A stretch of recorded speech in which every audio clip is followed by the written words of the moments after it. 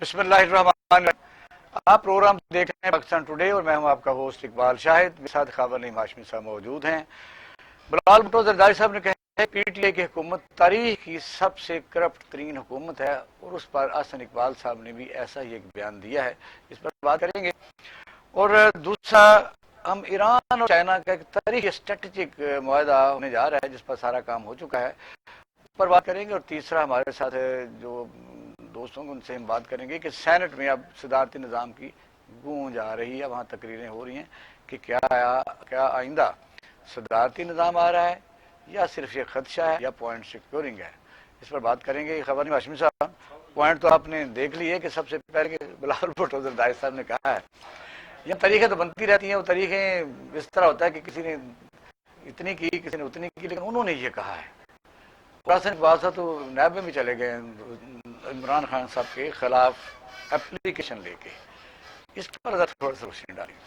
دیکھیے، میں چیئرمین بلاول بھٹو صاحب نے جو موجودہ حکومت کو تاریخ کی کرپٹ ترین حکومت کہا ہے پاکستان میں، تو اس کے عوامل جو ہیں وہ میرے سامنے نہیں ہے کہ انہوں نے کوئی مثالیں بھی دی ہوں گی۔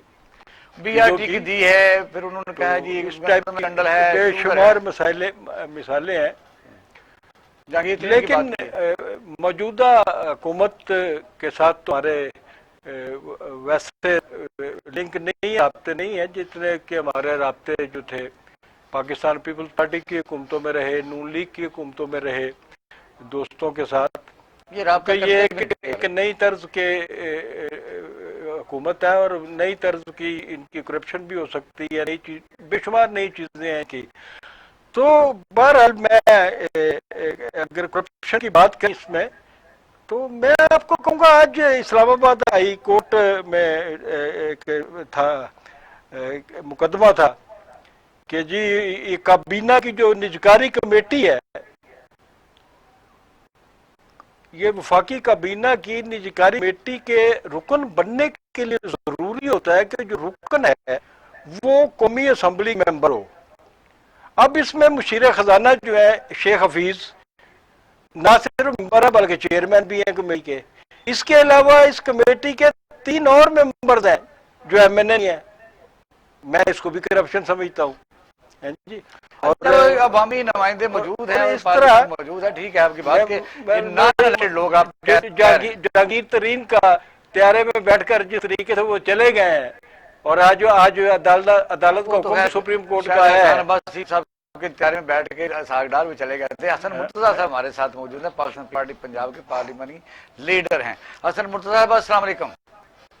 وعلیکم السلام، بہت شکریہ آپ نے ہمیں ٹائم دیا۔ حسن مرتضیٰ صاحب، یہ آپ سندھ کا دورہ کر رہے ہیں، مجھے پتا لگا کہ وہاں پہ یعنی موجود ہیں، تو کیا کہیں گے؟ چیئرمین پیپل پارٹی نے تو یہ کہا ہے کہ پاکستان میں تو کرپشن کے پہاڑ در پہاڑ ہم سنتے رہے، کبھی آپ الزام لگاتے تھے مسلمین پر، وہ آپ کو 10% کہتے رہے، اب انہوں نے آپس میں تو خیر آپ کی صلح ہو گئی ہے، تو انہوں نے کہا ہے کہ اب تاریخ کی سب سے بڑی جو کرپٹ ترین حکومت ہے وہ پی ٹی آئی ہے، ذرا بتائیے کیسے کیسے؟ دیکھیے اس میں تو کوئی دو رائے نہیں ہے کہ یہ کرپٹ ترین حکومت ہے اور یہ بدترین اور سیاہ ترین دور سے ہم گزر رہے ہیں۔ آپ خود اندازہ لگا لیں کہ جو حکومت سہولتوں کے ذریعے چل رہی ہو، جو حکومت اپنے مالی سہولت کاروں کو فائدے پہنچانے کے لیے چل رہی ہو، جس حکومت کے اندر خود سے کمیشن قائم کریں اور کمیشن میں گناہ گار لوگوں کو آپ خود رات کی تاریکی میں جہاز میں بٹھا کر لندن روانہ کر دیں، اور اس پہ المیہ یہ ہے کہ اس وقت ایسے نان ایشوز چھیڑے گئے، اس سے ہمارے مین میڈیا کی توجہ ہٹ گئی اور ہمارے سوشل میڈیا کی توجہ بھی ہٹ گئی۔ آپ جب ساری باتیں کریں گے تو سارے لوگ اپریشیٹ کریں گے۔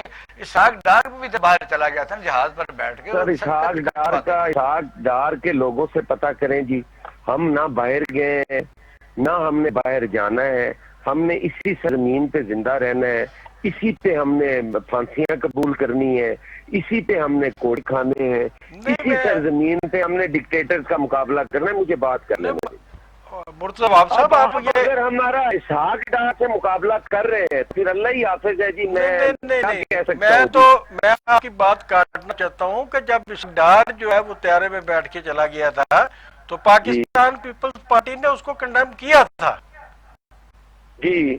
تو ہم تو ہمیشہ کہتے ہیں جی کہ جو غلط ہے وہ غلط ہے. حسن مرتضی صاحب کیا فہم کر رہے ہیں؟ جی آپ مکمل بات کریں, ہم سوال ہو گیا, بات کریں آپ. ٹھیک ہے, میرے خیال ہے آپ کٹھے بیٹھے ہوئے ہیں تو وہ آپ کی گپ شپ ہوتی رہتی ہے, میں فون لائن نہیں آپ مکمل بات کریں, آپ مکمل بات کریں. جی. میری گزارش یہ ہے جی, جب تک آپ اپنے جو منتخب نمائندے ہیں آپ جب انہیں ذمہ داریاں نہیں سونپیں گے اس ملک کے حالات ٹھیک نہیں ہو سکتے. اور اس حکومت تو اس بے تحاشا اور ایسے اندھا دھند لنگر کی طرح تقسیم کی گئی ہے نا جی کہ سارے باہر سے لا کر اپنے سہولت کار تھے ان کو لا کے انہوں نے عہدوں پر بٹھا دیا ہے جو نہ عوام کو جواب دے ہیں, جو نہ اس ملک اور قوم کو جواب دے ہیں, نہ ہی کسی ادارے کو جواب دے ہیں.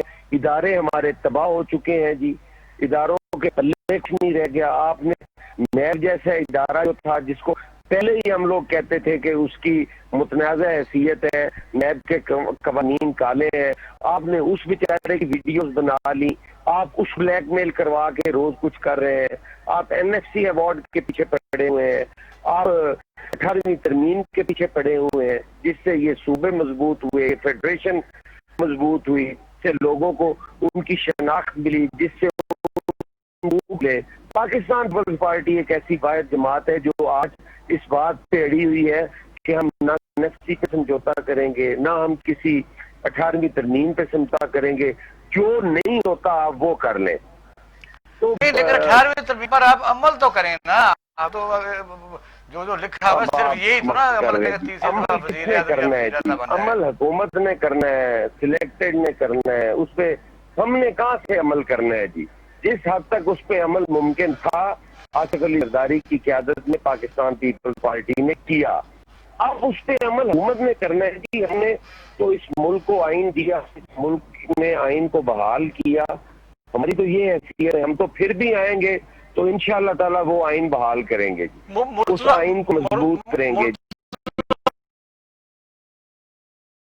اس کو درست مانتے ہیں جی ہم کے بلاول بھٹو صاحب نے کہا ہے کہ یہ پاکستان کے جو سیاسی یا حکومتی تاریخ ہے اس میں بدترین حکومت موجود ہے.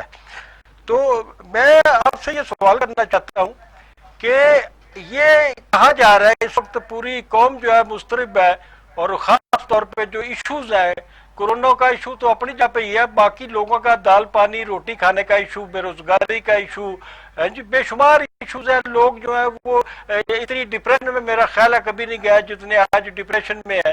تو اگر یہ موجودہ حکومت جو ہے یہ اگر اپنے 5 سال پورے نہیں کر سکتی اور اس کو جانا پڑتا ہے یا کوئی نہ کوئی تبدیلی کسی نہ کسی طریقے سے آتی ہے, تو میرے نزدیک جتنی میری کوئی سیاسی سوچ ہے کہ اگر اس کے جانے سے نون لیگ یا پیپلز پارٹی فائدہ نہیں ہوگا, نظام کو نہیں لپیٹ دیا جائے گا.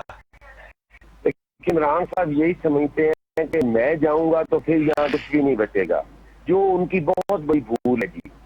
یہ ملک جو ہے یہ 22 کروڑ کا ملک ہے, یہاں پہ تمام جو پولیٹیکل پارٹیز ہیں وہ سٹیک ہولڈر ہیں, یہاں کی عوام جو ہے وہ بڑی اویئر ہے. انشاءاللہ تعالی ایسا کچھ نہیں ہونے جا رہا. اگر اس طرح بساط لپیٹنی ہوتی تو کوئی بھی سیاسی جماعت جو ہے وہ کوئی جذباتی اور جلد بازی اور غلط فیصلہ کر لیتی, لیکن اس ملک کی جو قیادت ہے بلاول بھٹو زرداری ہیں, وہی اس ملک کا مستقبل ہے, اور وہ ایسا کچھ بھی نہیں ہونے دیں گے. اچھا مرتضی صاحب آپ سندھ میں ہیں, ذرا وہاں جو ترقیاتی کام ہوئے ہیں, جو کراچی ایک زمانے میں بڑا خوبصورت شہر تھا, اور پھر خورشید علی شاہ صاحب کا بیان موجود ہے کہ 480 بلین جو روپیہ ہے وہ آئی پی پیز کو آتے ہی پیمنٹ کر دی جب میاں نواز شریف صاحب کی حکومت ہے, اور آپ کو 30% کمیشن بھی اس نے کہا ملتا تھا.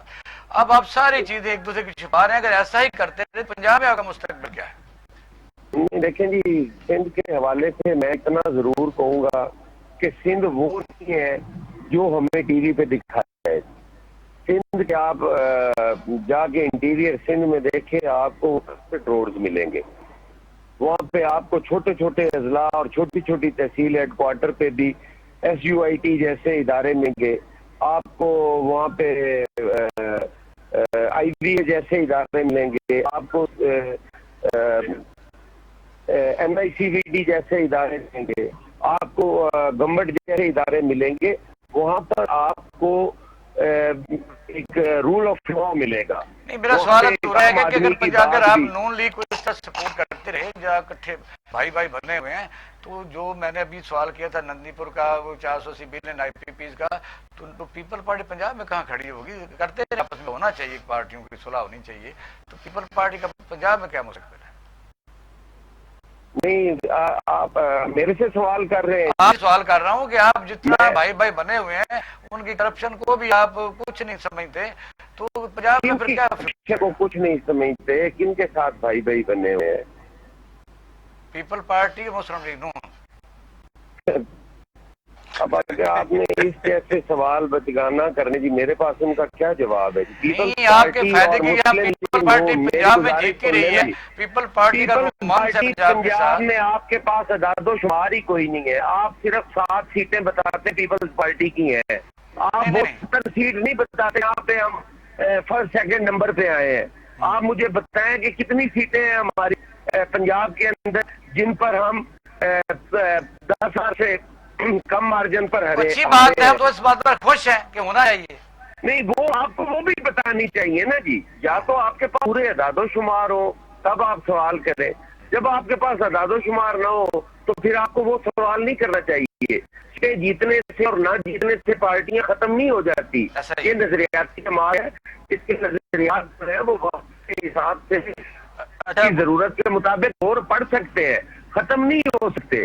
پیپلز پارٹی ریوائو بھی ہوگی اور انشاءاللہ تعالیٰ سنگل لارجسٹ پارٹی بھی ہوگی اگلے الیکشن کے اندر. جی مرتضیٰ وہاب بھائی صاحب، یہ میرا نام حسن مرتضیٰ ہے جی، میں مرتضیٰ وہاب نہیں ہوں. حسن مرتضیٰ صاحب.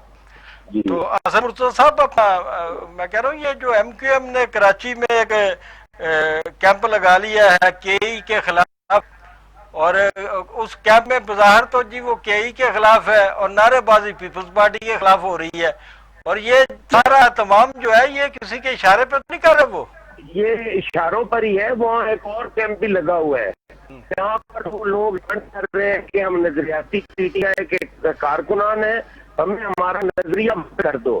اور وہ ڈیمانڈ کس سے کر رہے ہیں؟ نفسیاتی PTI سے. نظریاتی اور نفسیاتی کی جنگ بھی وہاں پہ ہے. وہ کوئی ٹی وی نہیں دکھاتا. نیشنل ٹی وی کو وہ دکھانی چاہیے جہاں پہ وہ نفسیاتی PTI سے نظریاتی PTI نجات چاہتی ہے.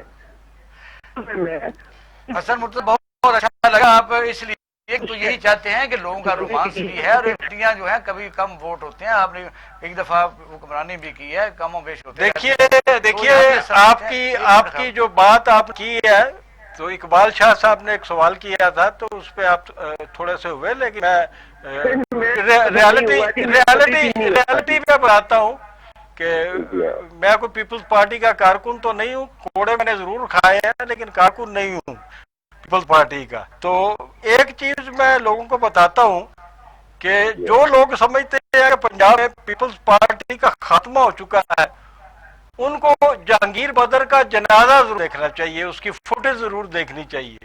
میں سمجھتا کہ پاکستان پیپلز پارٹی جو ہے وہ پنجاب میں ختم ہوئی ہے. پنجاب میں اس کو قیادت جو ہے وہ نہیں مل سکی. کچھ فیصلے ہو گئے ایسے، جیسے منظور وٹو کو پیپلز پارٹی پنجاب صدر بنایا گیا، یہ ایک غلط ترین فیصلہ تھا، اور اس طرح سے لوگ بکھرے اور قیادت کا فقدان یہاں پہ آیا. کیا آپ سمجھتے ہیں کہ منظور وٹو کو پنجاب کا صدر بنانا جو ہے ایک اچھا فیصلہ تھا؟ نہیں، آپ کو فیصلے پہ تنقید کرنے کا تو پورا حق ہے. غلطی کا فیصلہ تو قیادت میں کرنا ہوتا ہے کہ وہ فیصلہ صحیح تھا یا غلط تھا. میں نتیجے کی آپ کو تنقید کا پورا حق ہے، اور اسے رزلٹ جو ہے وہ ٹھیک نہیں. حسن مرتضیٰ صاحب بہت دور سے بول رہے ہیں تو ظاہر ہے انہوں نے بھی بہت شکریہ آپ نے ہمیں ٹائم دیا. ہم تو یہی چاہتے ہیں کہ ایک ایسی پارٹی ہے جو سارے، میں سمجھتا ہوں کہ پورے جس کو زنجیر بھی کہتے ہیں، سارے صوبے میں موجود تھی، لیکن اس بات کا سوال کا جواب وہ نہیں دے سکے.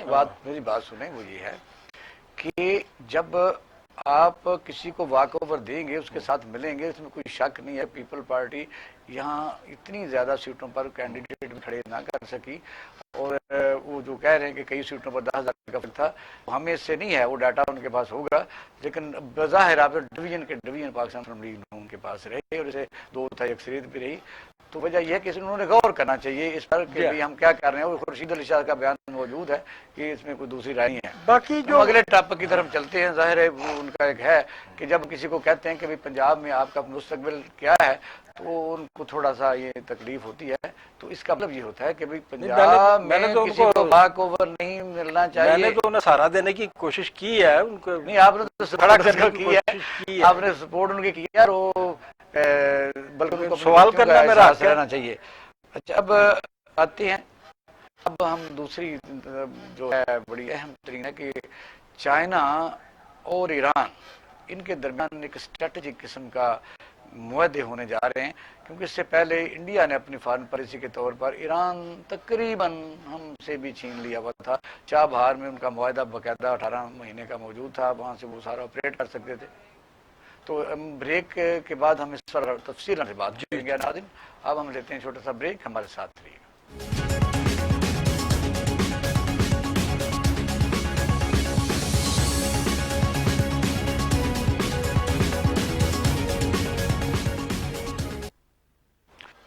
ناظرین، بریک سے پہلے ہم بات کر رہے تھے کہ ایران اور چائنا کا جو اسٹریٹجک معاہدہ ہونے جا رہا ہے اس میں اس علاقے کی ایک سیاست بدلنے جا رہی ہے، اس کو کوئی تاریخی معاہدوں میں شامل کیا جا رہا ہے. کیونکہ چابہار سے پہلے ہندوستان کے ساتھ ان کا معاہدہ تھا اور ہمارا جو یعنی گوادر ہے اس کے متعلق کافی ریزرویشن اور سازشیں جاری تھی. چائنا جو ہے وہ گوادر ایک امپارٹنٹ ہمارا اس میں وہ الائی ہے، میں سمجھتا ہوں ان کی انویسٹمنٹ ہے. 1 بیلٹ 1 روڈ سی پیک پاکستان کے لیے بہت بڑا گیم چینجر ہے.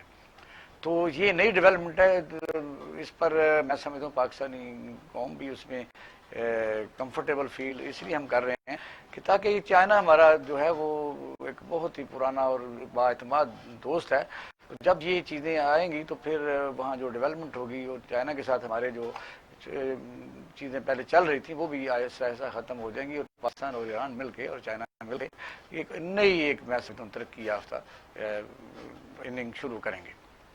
تو خاور صاحب اس پر میرا خیال ہے ہمارے ساتھ بریگیڈیئر غضنفر صاحب جو ہیں وہ اس پہ زیادہ روشنی ڈالیں گے. وہ کال مل جائے گی، بات ہو جائے گی. ہاں، تو میرے خیال میں چونکہ چین اور ایران دونوں جو ہیں وہ پاکستان کے لیے پاکستان کی طرح ہی ہیں. ایسا ہی ہے. مطلب وہ یہ دو ہمارے جو قریب ترین دوست ہیں. بہت سارے لوگوں کا خیال ہے کہ جی پاکستان کے ہمسایوں سے تعلقات نہیں ہے، ایک ہی ہمسایہ ہے جس کے ساتھ تعلقات نہیں ہے اور اس کو بھی دعوت دیتے ہیں کہ ہمیشہ سے دیتے آئے ہیں کہ بھئی بندے دا پتر بن اور آپسی تجارت کریے. جی ابھی بے شمار دفعہ اسی دوران اب پھر گورنمنٹ نے ان کو تھوڑا ایکسیس دے دیا کہ واگا بارڈر سے ابھی پھر بھی شروع کر رہے ہیں. کتنا بڑا یہ واگا بارڈر کا کھلنا جو ہے وہ افغان ٹرانزٹ کا، یہ انڈیا کو بھی اسی دوران میں جب کہ سارے حالات ہیں. تو یہ جو نئی آپ نے بڑی خوبصورت بات کی کہ علاقائی سیاست بدل جائے گی. علاقائی سیاست نہیں بدلے گی، علاقے کی معیشت جو ہے وہ بدلے گی سیاست سے زیادہ. اور اس یہ معاہدہ ہے اسٹریٹجیکل جو ان کے ایگریمنٹ ہونے والے ہیں، ان سے پاکستانی عوام جو ہے وہ میرے خیال میں بہت مستفید ہوگی. اور یہ آنے والا ایک دور چاہے رابطہ کے ذرائع ہوتے ہیں، رابطے کو سڑک ہو، بائی ایئر ہو، سمندر ہو، جب نزدیک ہوتا ہے تو تہذیبیں ایک دوسرے کے ساتھ سیکھتی ہیں، تجارت کرتی ہیں، کمفرٹ ہوتی ہیں. اور آپ دیکھیں کہ جو اس میں ایک چیز خاص طور پر یہ تو اس وقت ہمارے ساتھ عمر صاحب بریگیڈیئر غضنفر سید صاحب موجود ہیں. ان سے پوچھتے ہیں کیونکہ یہ زیادہ اس پر جان. بریگیڈیئر صاحب السلام علیکم. بریگیڈیئر صاحب میری آواز آ رہی ہے؟ میرا آواز کہیں رک گئی ہے تو چیک کریں جی ذرا بریگیڈیئر صاحب کو. اچھا آپ کرتے بنے آ جائیں گے، وہ نوٹ کیا ہوا ہے. بریگیڈیئر صاحب کا بڑا عبور ہے جی اس پہ سارے ایشوز پہ، وہ علاقائی اور انٹرنیشنل اور نیشنل پر کا جو خاص طور پر یہ جو تجزیہ ہے وہ تجزیہ ان کا جو بڑا مضبوط تجزیہ کرتے ہیں. اس میں یہ ہے کہ جو معاہدے ابھی تک مدر عام پر ہیں اس سے وہ آگے بھی جا رہے ہیں. اسٹریٹجی کا مطلب یہ ہے کہ پھر آہستہ آہستہ ان کی جو ساورنٹی ہے، سلام ہے، وہ بھی چیزیں آئیں گی وہاں. ایک جس طرح پاکستان میں ایک ٹرین کا آپ کے سامنے بہت بڑا پروجیکٹ ہے ML1، ایسے ہی وہاں ایک ٹرین کے لیے بھی بہت بڑے ایک میدان ہونے جا رہا ہے کہ وہاں سے عراق اور شام سے ہوتا ہوا پاکستان، اور پھر یہ ہے کہ وہ اس ون بیلٹ جو 75 کنٹریز کی ہے اسے مل جائے گا. اچھا بگیڑ صاحب ہمارے ساتھ ہے. بگیڑ صاحب السلام علیکم. بگیڑ صاحب آواز نہیں آ رہی. آواز صاحب میرا خیال ہے کوئی پرابلم، ٹیکنیکل پرابلم کوئی آ رہی ہے. پر آئے ہیں تو دیکھتے ہیں کوئی ٹیکنیکلٹی. ہاں تو چلے ان کا انتظار کر لیتے ہیں، ہم اگلے موضوع کی طرف چلتے ہیں. ان کا انتظار کر لیتے ہیں. وہ پھر ہاں جی میں کہ ان کا انتظار کر لیتے ہیں، اگلے موضوع کی طرف چلتے ہیں. ان سے مزید اس پر بات چیت میں جو اس کو سمجھتا ہوں. اچھا یہ ہے کہ خاور نعیم ہاشم صاحب آپ دیکھیں کہ چائنا ہمارے ساتھ ہو تو میں سمجھتا ہوں دنیا میں تجارتیں ظاہر ہے every country has a right کہ وہ تجارت بھی کرتے ہیں اپنی یعنی شرائط پر بھی کرتے ہیں، لیکن جہاں جہاں کرتے ہیں ان کے ساتھ وہاں وہ کمفرٹیبل ہوں تو کرتے ہیں. پچھلے دنوں جو 2 ڈیم اپنا جو بنے ہیں میں سمجھتا ہوں ایک کوہالا والا اور ایک دیامر بادشاہ اور ایک اور جیلم کے اوپر بھی بنیاد رکھی گئی 8,000 تقریباً یعنی میگا واٹ کی یہ نئے منصوبے، نئی ایگریمنٹوں، نئے اس پر کام شروع ہونے جا رہا ہے. صرف یہ ایگریمنٹ نہیں ہے کہ جس طرح ہوتا ہے کہ جی وہ MOU سائن ہو، بنیاد رکھ دی گئی ہے، بنیاد رکھ دی گئی ہے، اس کا کام جاری ہے. بلکہ سی پیک کے جو چیئرمین ہیں انہوں نے یہ کہا ہے کہ جو فائبر ہے یعنی جو ٹیلی فون کمیونیکیشن ہے جو ساری چیزیں وہ بچھا دی گئی ہے گوادر کے تک بچھا جی بہت کام ہو چکا ہے. اور ایئرپورٹ جو ہے وہ بڑی دیر سے رکا ہوا تھا. اس سے پہلے میں سمجھتا ہوں گوادر کی ترقی میں سب سے جو کافی حد تک رکاوٹ تھی وہ پرانا ایئرپورٹ تھا، لوگ جا نہیں سکتے تھے. دیکھیے اپنا اقبال شاہ صاحب، سیاست پہ جب ہم بات کرتے ہیں نا، سیاست پہ کہ عمران خان جائے گا نہیں جائے گا، اگلی حکومت کیا ہوگی، پھر اگلا سیاسی پیش منظر کیا ہوگا، یہ چیزیں تو اپنی جگہ چلتی رہتی ہے. لیکن ایک بات طے ہے کہ فیوچر جو ہے پاکستان کا اقتصادی فیوچر وہ بیکاز آف چائنا جو ہے نا وہ شاندار لگا ہے. اس وقت بھی ہماری جو چائنا کے ساتھ تجارت ہے، ہمارے آپ چلے جائیں لاہور کے کسی بھی بڑے بازار میں، شالوی بازار میں چلے جائیں آپ، اور آپ کو وہ جو دکاندار اپنا وزٹنگ کارڈ دیتے ہیں اس پہ جو اس کا ایڈریس لکھا ہوتا ہے وہ چین کا لکھا ہوتا ہے. پاکستان کے اس پر غور کرنے کی ضرورت ہے کیونکہ اس پر میں خوش نہیں ہوتا.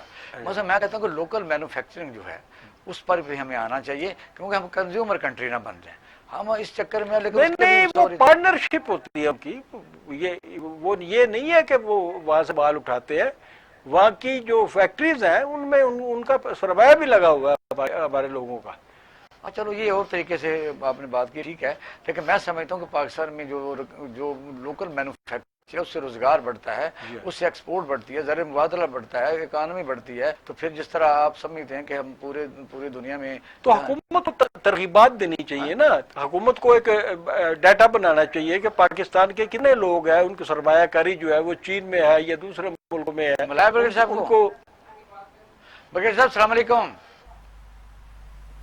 بگیڑ صاحب السلام علیکم. بیٹے نہیں آ رہی ہے بات، اب 3 دفعہ ملا چکے ہیں، کیا کیا جائے. چلو رہنے دو، کوئی ٹیکنیکل پرابلم ہے بھائی، یہ ہو جاتا ہے. ادھر آواز نہیں آ رہی فرحان. ہاں اچھا اس طرح ہے خاور صاحب کہ اس پر میرا سٹانس اور ہے. وجہ یہ کہ جو اس وقت پانی سے بجلی بن رہی ہے، یعنی اس سے پہلے آپ تھرمل سے بھی بنتی تھی اور ہائیڈرو الیکٹرک بھی بنتی تھی، تو سب سے سستی تو آپ کا پانی سے ہی بنتی ہے. جس طرح ہم آج تک کہتے رہے کہ کاش کالا ڈیم بن جاتا، لیکن دیامر بادشاہ جو 4800 میگا واٹ ہے، اور آپ حیران رہیں گے کہ دیامر بادشاہ جو ہے وہ کالا باغ ڈیم کے ہمیں 200 میگا واٹ کا ہی فرق ہے.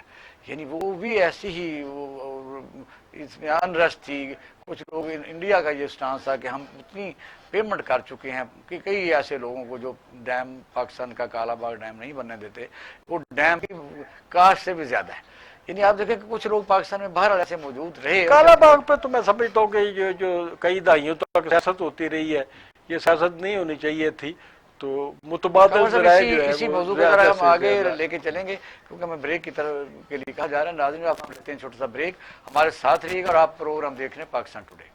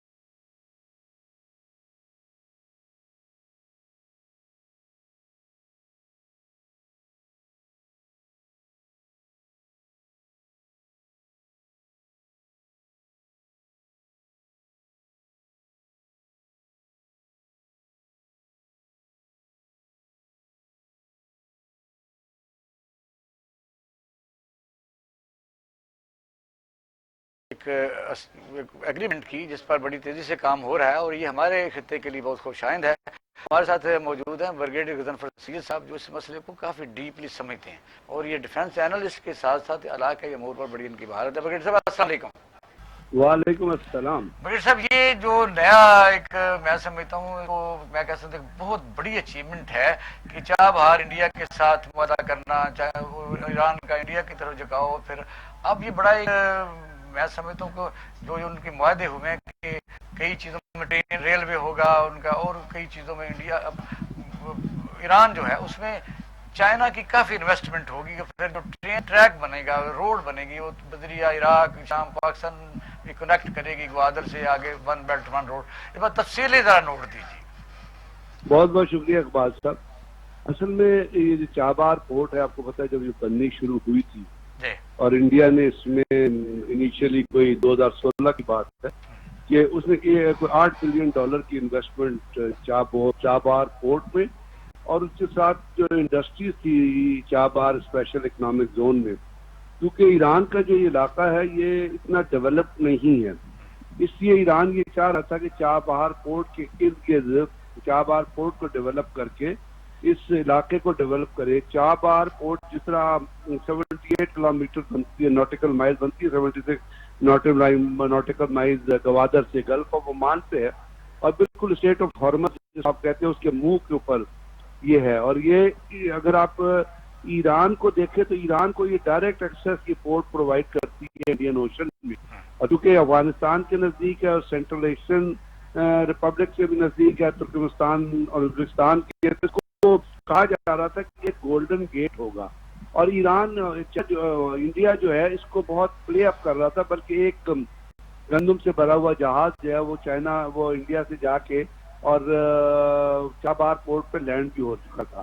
اب یہ ایک ٹرانزٹ روٹ کے طور پہ انڈیا ڈیولپ کرنا چاہتا تھا افغانستان کی طرف اور سینٹرل ایشیا کی طرف، تاکہ جو افغانستان کی جو ڈپینڈنسی پاکستان کے اوپر ہے اس کو ختم کرے، اور دوسرا گوادر پورٹ جو بن رہی ہے، گوادر بھی ایک ایسی جگہ پہ ڈیپ سی واٹر پورٹ ہے جو جہازوں کو، جو شپس کو ڈائریکٹ جس طرح آپ اپنے گھر کے گراج کے اندر کار کو موڑ لیتے ہیں تو اس طرح شپ آئے گا، وہ اس کو کسی ٹگ بوٹ کی ضرورت نہیں ہوگی، وہ آ کے برف پہ لگے گا اور وہاں سے واپس چلے جائے گا۔ اس طرح چابہار بھی یہ فیسلٹی پرووائڈ کر رہی تھی، اور 10 برف تھی، اور چابہار کے اندر 2 سیپریٹ پورٹس ڈیولپ ہو رہی تھی، ایک شاہد کلاتانی تھی اور ایک شاہد بحرانی تھی، اور یہ جو تھی ان کے اوپر 10 برف جو ہے وہ ڈیولپ تھی۔ اب انڈیا کے لیے یہ اس لیے زیادہ ضروری نظر آ رہا تھا، یا اس طرح وہ اسٹیٹس کو پلے اپ کر رہا تھا کہ افغانستان کے اندر جو انڈیا نے جس طرح روڈ نیٹ ورک پہ جو انویسٹمنٹ کی ہے اور جو چابہار کے ساتھ لنک کر رہی تھی، تو جیسے میں نے آپ کو بتایا کہ انڈیا ایک طرف سے پاکستان یہ پلے اپ کر رہا تھا کہ وہ افغانستان کی پاکستان پہ ڈپینڈنسی کو آئسولیٹ کر رہا ہے۔ یہ بہت بڑی بریگیڈ صاحب، میں سمجھتا ہوں کہ جو افغانستان کے ساتھ ہماری وہ ظاہر ہے ہماری ضرورت ہی باقی نہیں رہ جانی تھی، جس طرح کوشش انڈیا کر رہا تھا، تو وہ پھر اس میں ناکام ہو گیا۔ ہاں، کیونکہ اس نے جو آگے آلریڈی انڈیا نے وہاں پہ 240 کلومیٹر کی ایک روڈ بنائی تھی جو افغانستان کو ایران کے ساتھ لنک کرتی تھی، اور اسی طرح جیسے میں نے آپ سے کہا ایک ریل روٹ ڈیولپ ہو رہا تھا جو چابہار کو انڈیا، اور پھر ایک اور چیز ہے ترکمستان میں انڈیا کا ایک بیس ہے، اپنا ایئر بیس ہے، تو یہ جو انڈیا کا جو ایئر بیس ہے افغانستان اپنا وہاں پر، اس کو ایک طرح سے آپ یہ کہیں کہ فرخور ایئر بیس ہے تاجکستان، تو وہ کہتے ہیں چابہار پورٹ جو ہے وہ ڈائریکٹ ایکسس انڈیا کے ایئر بیس کو پرووائڈ کرتی تھی۔ اب اس کے ساتھ ساتھ جب آپ اکنامیکلی دیکھیں تو شپمنٹ کاسٹ جو تھی وہ کوئی 60% شپمنٹ کاسٹ ریڈیوس ہو رہی تھی۔ اچھا، یہ معاہدہ چائنا کا ہو رہا ہے، اس پر ذرا روشنی ڈالیں کہ کون کون سے فیلڈ میں یہ ہوا ہے یا ہو رہا ہے۔ اب ان حقائق کی نظر میں اب آپ کو دیکھیے تو چائنا یہاں پہ جا کے میں نے آپ کو 3 چیزیں پوائنٹ آؤٹ کی، جس میں ریل نیٹ ورک ہے، روڈ نیٹ ورک ہے، اور چابہار پورٹ اٹسیلف، اس کو اب آپ، اور اس کے ساتھ گوادر دیکھیے جو لیفٹ سائڈ پہ 76 نوٹیکل مائل پہ لوکیٹڈ ہے۔ اب اس کو آپ لنک کیجئے گوادر سے، جو ون بیلٹ ون روڈ کا کانسیپٹ ہے، جس کے لیے پاکستان کاشغر سے لنک ہوتا ہے، چائنا سے لنک ہوتا ہے، اور چائنا سے جب لگے جاتا ہے، جب اپنا جو بھی سامان چائنا کے لیے آتا ہے وہ جب ڈاک ہوتا ہے تو وہ 48 گھنٹے میں جو ہے وہ چائنا پہنچ جاتا ہے۔ اب یہ جو کنیکٹیوٹی ہے، یہ کنیکٹیوٹی سینٹرل ایشین ریپبلک کے ساتھ، انڈین اوشن کے ساتھ، اور جو ون بیلٹ ون روڈ کا کانسیپٹ ہے چائنا، اس کے ساتھ یہ پورے کا پورا روٹ جو ہے وہ لنک ہو جائے گا۔ برگیڈیئر صاحب یہ ذرا تھوڑے سے آسان الفاظ میں ایک مجھے گائیڈ کیجئے گا، یہ جو ایران اور چین کے درمیان کوئی اگریمنٹ ہونے جا رہے ہیں، تو ان میں آپ کیا سمجھتے ہیں کہ بھارت کیا کچھ کھوئے گا اور پاکستان کیا کیا پائے گا؟ یہ ہمیں کچھ بتائیے۔ بھارت سیاسی بھی اور معاشی بھی بات لوکیٹڈ ہوتی ہے کنیکٹیوٹی سے۔ اب کنیکٹیوٹی کے بہت سارے زمرے ہوتے ہیں۔ کنیکٹیوٹی میں آپ کی معاشیات بھی آ جاتی ہے، آپ کا دفاع بھی آ جاتا ہے، آپ کے بائی لیٹرل ریلیشن بھی آ جاتے ہیں، آپ کی فارن پالیسی بھی آ جاتی ہے۔ تو صرف ان چار چیزوں کا اگر آپ احاطہ کریں گے تو آپ دیکھیے کہ اس میں جب انڈیا اس چابہار پورٹ کے پروجیکٹ سے ہٹے گا، وہ کسی بھی طریقے سے ہٹے، کیونکہ مکران کو سیستان اور بلوچستان ریلیٹڈ ہے، تو ایک تو جس طرح انڈیا پاکستان کے اندر دخل اندازی کرنے کی کوشش کر رہا تھا تھرو بلوچستان پروونس، اور جس طرح آپ نے دیکھا کلبھوشن یادیو جو چابہار میں تھا اور وہاں سے وہ پاکستان آیا، تو ایک تو اس کی وہ ایکٹیویٹیز کرٹیل ہوں گی۔ دوسرا یہ ہے کہ جو انڈیا ڈومینیشن کی کوشش کر رہا تھا اس علاقے میں، اور چودھری بچاتا تھا اس علاقے کا، اور افغانستان کو اپنے پنجوں کے اندر تو رکھا ہوا ہے، اب اس ذریعے سے وہ اور افغانستان کو اکنامیکلی بھی، اور جیسے میں نے کہا کہ تاجکستان میں ایئر بیس لوکیٹڈ ہے ان کا، اس کے ذریعے وہ افغانستان کے اندر اپنا انفلوئنس کھلا بد جو کہتے ہیں نا اوورٹ اینڈ کوورٹ انفلوئنس۔ مطلب آپ یہ کہہ رہے ہیں کہ پاکستان جو ہے اس مجوزہ جو ایگریمنٹ ہے اس سے دفاعی طور پر بھی مضبوط ہوگا؟ سر اس سے معاشی طور پہ بھی مضبوط، معاشی طور پہ تو ہوگا ہی، دفاعی طور پر بھی دفاعی طور پہ مضبوط ہوگا۔ جو کوورٹ وارفیئر ہوتی ہے نا، جو تھرڈ ڈائمینشنل وارفیئر میں ہم انٹر ہوئے، جہاں انڈیا کی انٹیلیجنس ایجنسیز مختلف چیزوں کو ایکسپلائٹ کر کے پاکستان کے بلوچستان پروونس میں جو کام اس کے لاسٹ سوال ذرا مہربانی کریں۔ اس وقت جو سی پیک کے چیئرمین ہیں، جس وقت لیفٹیننٹ جنرل اسم صاحب آئے ہیں، اس وقت نئی ڈیولپمنٹ کون سی ہو رہی ہے؟ کیونکہ انڈیپینڈنسی کی طرف بڑھ رہے ہیں، انہوں نے جب پچھلے دنوں اپنی وہ باڈی کو ری شیپ کیا ہے تو کافی کام انہوں نے کہا ہے ہم نے کیے، آپ کے کیا نظر میں؟ میں تو اس گورنمنٹ کی بھی اور ان کے باجوہ صاحب کی اسٹیٹمنٹ جو ہے، اور اس کے اندر جو کچھ گراؤنڈ کے اوپر چیزیں ہو رہی ہے، اور جو خاص طور پہ جو کہ ہم نے سی پیک کے حساب سے ریلیٹ کیا ہے، تو پاکستان اور چائنا کے درمیان جو سی پیک کے معاہدے ہیں وہ تھوڑا سلو تو جا رہے ہیں، تھوڑا سلو پیس پہ تو جا رہے ہیں، اپنی وہ جو ٹینٹیٹیو کمپلیشن ڈیٹس کے اوپر تو مکمل ہوتے نظر نہیں آ رہے، لیکن یہ ہے کہ اس کے اوپر کام جاری ہے، اور اس کام جاری ہونے کا ایک انڈیکیشن یہ ہے کہ ایران جو ہے وہ چائنا نے انڈیا کو آؤٹ کر دیا اس پروجیکٹ سے، اور وہ ریل روڈ پر جو ہے اور چابہار پورٹ جو ہے اس کو خود ڈیولپ کرے گا، اور اس کے ساتھ ساتھ سلو کیوں جا رہے ہیں یہ؟ وہ سلو ہماری بیوروکریٹک اپنا نوٹس ہوتی ہے اس کی وجہ سے۔ دوسرے ہم نے کوئی باڈی اس طرح کی تھنک ٹینک کے طور پہ ابھی تک شیپ نہیں ہے۔ میرے صاحب بہت مہربانی، بہت شکریہ، آپ نے ہمیں ٹائم دیا، تو بڑا کمپریہنسو برگیڈیئر صاحب نے اس پر میں سمجھتا ہوں کہ ایک خوش آئند اور خوشی کی بات ہے۔ اور خواتین ہاشمی صاحب، جو انڈیا نے چابہار پر 18 مہینے کا 1.5 سال کا باقاعدہ ایسا کنٹریکٹ کیا تھا کہ وہاں سے ہر چیز آپریٹ کر سکتے تھے، اور جیسا برگیڈیئر صاحب نے بتایا کہ ان کا مطلب تھا کہ ہمیں افغانستان کی بھی جو ان کی ڈیپینڈنسی ہم پر وہ ختم کر دی جائے، جو واگا بارڈر کی جو ان کے ساتھ ہے کہ بھی کچھ چیزیں آتی ہیں جاتی ہیں، تو وہ خود ہی ہم اس کو آپریٹ کریں، پاکستان درمیان سے نکل جائے، یہاں صرف ایک چاہ بہا کے توڑ کے لیے اس نے پاکستان پہ الزام لگا دیا کہ پاکستان نے جو ہے چین کو جو ہے کوئی اڈے فراہم کر دیے۔ اچھا، اب دوسرا موضوع بڑا میں سمجھتا ہوں پاکستانی سیاست کے متعلق ہے۔ یہاں میں کئی دفعہ ریپیٹ کرتا رہتا ہوں کہ اگر آپ مجھے کبھی اسمبلی میں، کبھی سینٹ میں کوئی ایسا مجھے دکھا دیں جہاں ہنگامہ ہوا ہو کہ عوام کی یعنی سہولت کے لیے کوئی کام کر رہے ہوں، کوئی قانون سازی ہو رہی ہو، وہاں یہ ہوا ہے کہ مشاہد اللہ خان صاحب کی تقریر سینٹ میں بڑی مشہور اور وائرل ہوئی، تو اچھا ارشاد اللہ صاحب مشاہد اللہ خان صاحب جس طرح بولتے ہیں اور ان کو یہ بولنے کی کافی میں پوچھ رہا ہوں، لیکن ان کو خوشی بھی ہوتی ہے، انہوں نے اس بار محنت کیا اور انہوں نے پھل بھی پایا۔ تو وہ انہوں نے جو بیانات دیے وہ پہلے سن لیتے ہیں پھر بات کرتے ہیں ان کا. ذرا دیکھیں کیا انہوں نے کہا ہے. صدارتی نظام کی بات ہوتی. بھائی صدارتی نظام کس لیے؟ کیا لیاقت علی خان کے بعد تقریباً صدارتی نظام نہیں تھا گورنر جنرل کے روپ میں؟ پھر سکندر مرزا کے دور میں کیا صدارتی نظام نہیں تھا؟ پھر ایوب خان کے 11 سال جو تھے وہ صدارتی نظام کے نہیں تھے؟ جس میں پھر یحییٰ خان آیا، کیا وہ صدارتی نظام نہیں تھا؟ اور جب یہ ملک 2 لخت ہوا تو اس وقت صدارتی نظام تھا جناب چیئرمین. یہ لوگ باتیں کر لیتے ہیں، ہسٹری پہ نظر نہیں رکھتے. اس ملک کے ٹکڑے کر دیے گئے اس صدارتی نظام نے، اس لیے کہ عوام کو شامل نہیں کیا، جمہور کو شامل نہیں کیا، عوام کی رائے کو شامل نہیں کیا. جو ہمارے اکائیاں تھیں مختلف ان کو اگنور کیا، بلکہ ان پہ چڑھائیاں کرتے رہے، فوجی آپریشن ہوتے رہے بلوچستان میں، اور سیاستدان جو ہے ان کو سزائیں دی جاتی رہی.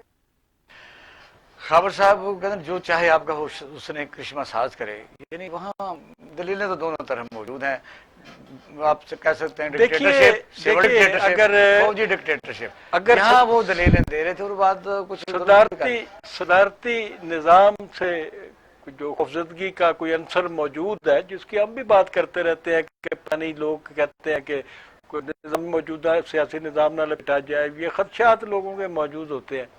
تو میرے خیال میں کہ ماضی کی جو مثالیں دی ہیں لیاقت علی خان سے لے کے تو اب تک مشرف کے دور تک، تو میرے خیال میں کہ اگر صدارتی نظام کا راستہ روکنا ہے تو اس کا ایک ہی واحد طریقہ ہے کہ اپوزیشن جماعتیں اور حکومت جو ہے وہ کسی نہ کسی طریقے سے چند کچھ پوائنٹ پہ چاہے ہو جمہوریت کا مظاہرہ کرے، جمہوریت کو بہتر کرے، اور اس کے علاوہ راستہ کوئی نہیں ہے. ایک دوسرے کو گالیاں دینی ہے اور ایک بندہ پریس کانفرنس کر کے جاتا ہے، 5 منٹ بعد دوسرا آ جاتا ہے، اور یہ سارا میڈیا جو ہے وہ سارا دن سر درد ہونے لگ جاتا ہے. لوگوں کا سر درد ہونا شروع ہو جاتا ہے جو سنتے ہیں. میرے خیال میں یہ اپنے آپ کو ٹھیک کر رہے تو شاید صدارتی نظام کا راستہ رک سکتا ہے.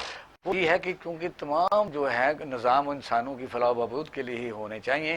اس میں کون سا راستہ ہے؟ شہنشاہیت ہے، ڈکٹیٹرشپ ہے، آپ صدارتی نظام ہے، پارلیمنٹ نظام ہے، 1 پارٹی نظام ہے، 2 پارٹی نظام ہے، یا ہمارے ملک کی طرح بے تحاشا پارٹی نظام ہے جس کے 4 ممبر ہیں وہ لیے پھرتا ہے اور پھر بارگیننگ کرتا ہے، اسے عوام کا کوئی لینا دینا. جمہوریت کے اور جمہوری حکومتوں کے جو دورانی ہوتے ہیں ان کے اندر جو ایک ڈکٹیٹرشپ ہوتی ہے جو بظاہر نظر نہیں آ رہی ہوتی، اس کا خاتمہ بہت ضروری ہے. ایسا ہی ہے خاتمہ. خابر صاحب بات یہ ہے کہ کوئی کرنا چاہے تھا. پاکستان میں جمہوریت کا بھی پھل لوگوں نے دیکھ لیا. جمہوریت پاکستان میں وہ جمہوریت نہیں ہے جس کو ہم جمہوریت کا نام کہتے ہیں. کوئی جمہوریت ہے یا انہیریٹنس ہے، وراثت ہے؟ مجھے بتائیے. ایک تو فیلڈ پر نہیں ہے. اگر مجھے اجازت دیں 1 منٹ تو میں بتاتا ہوں آپ کو. یہاں سیاسی پارٹیوں میں وراثت، جہاں دینی مدرسوں میں وراثت، درباروں میں وراثت، اور آپ دیکھیں کہ چھوٹے چھوٹے ضلعوں ڈسٹرکٹ میں وراثت. وہ اس طرح کے وہ انہوں نے کاروبار ہی بنا لیا لوگوں پر حکمرانی کرنے کے لیے. یہ کوئی جمہوریت نہیں ہے. اس کو چاٹنا ہے جس کو عام عوام کے لیے صرف اسی طرح کی ڈبیٹ آپ سنیں گے، سارے لوگ مل کے کرتے رہیں گے. یہی میں نے آپ سے عرض کیا کہ جیسے میں نے حسن مرتضی صاحب سے بھی یہ سوال قمر صاحب السلام علیکم. قمر دلشاد صاحب بڑا ان سے آپ بڑی باتیں کرنی ہے کیونکہ قمر دلشاد صاحب بڑی وسیع نظر رکھتے ہیں، سیکرٹری الیکشن کمیشنر رہے ہیں. اور قمر صاحب السلام علیکم.